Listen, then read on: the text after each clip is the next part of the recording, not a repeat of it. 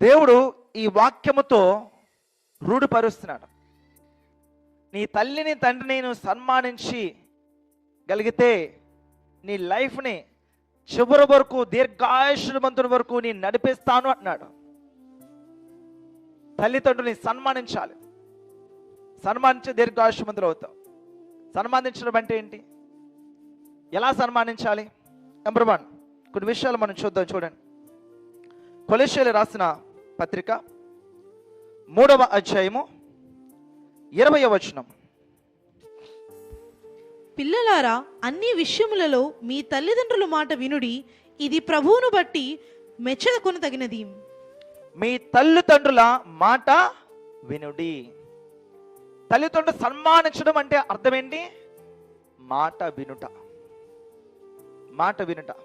ఈరోజు mothers day అయితే, fathers day అయితే, పేరెంట్స్ డే అయితే దీనికి ఫోటోలకి, స్టేటస్లకి, కొటేషన్స్కి వరకే పరిమితం అవుతుందా?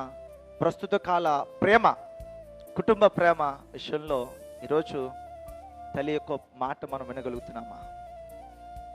తండ్రి యొక్క మాట మనం వినగలుగుతున్నామా? అనుభవాలతో కూడిన విషయాలు,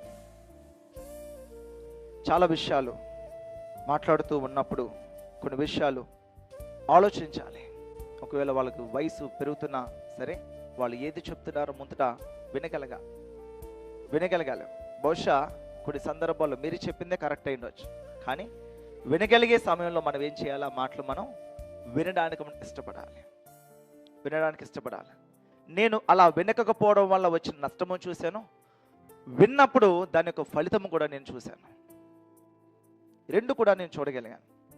అప్పుడు అర్థమైంది ఏంటంటే, మనకు తెలీదు లోతుగా వారు చెప్పే విషయాలు లోతైన విధానాల్లోకి నడిపిస్తుంటే మన పైన చూసి మనం ఆలోచన చేస్తాం. వాళ్ళు లోతుగా ఆలోచించి సలహాలు ఇస్తూ ఉంటారు, మాట్లాడుతుంటారు. కాబట్టి మనం ఏం చేయాలి? వారి మాట వినాలి. నెంబర్ 1 సన్మానించుట అంటే దాని అర్థం ఏంటి? మాట వినుట. రోజు పరీక్షించుకుందాం దాని విషయాలు.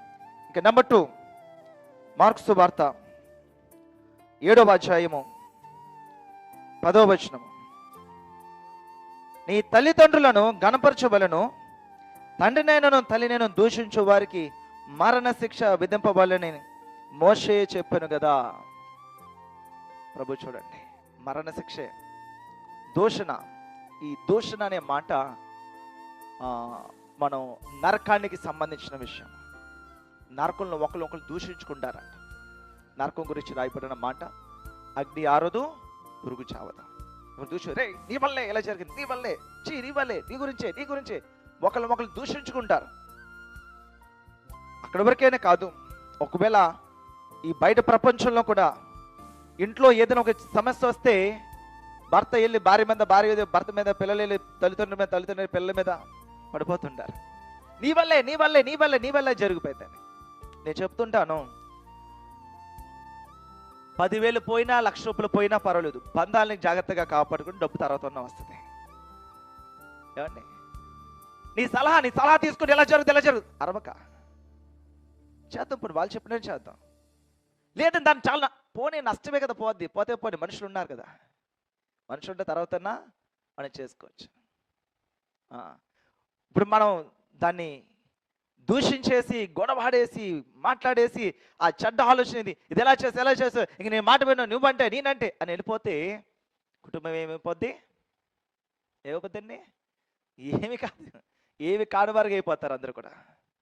సో కాబట్టి దూషించడం అనేది చాలా ప్రమాదకరమైన అంశము. మీరు చూడండి, మత్తయి, మార్కు, లూకా, యోహాను 4 సువార్తలు మీరు చదవండి. ఎక్కడ కూడా ఎవరిని కూడా ప్రభు దూషించలేదు. దూషణ అనేది అపవాది సంబంధమైంది.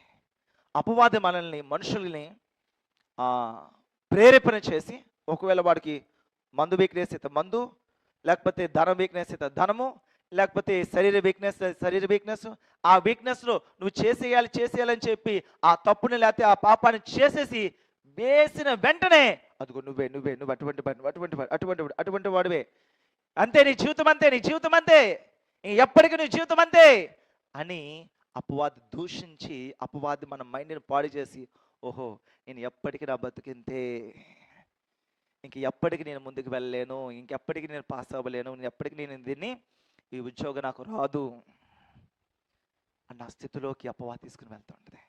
చేయించేది వాడే, అపవాదే. అలా ప్రేరేపింప చేసి లేకపోతే వాళ్ళని కొట్టుకునే వరకు తీసుకుని వెళ్ళి అర్ధరాత్రి వరకు బయట తిరగడానికి సరదా బాగుంటుంది. సో ఇలా పాపం చేయడానికి ప్రేరేపించేది వాడే. ఆ పాపం ఆ తప్పు జరిగిన వెంటనే మరలా దూషించేది వాడే. కాబట్టి ఈ దూషణ అనేది చాలా భయంకరమైనది.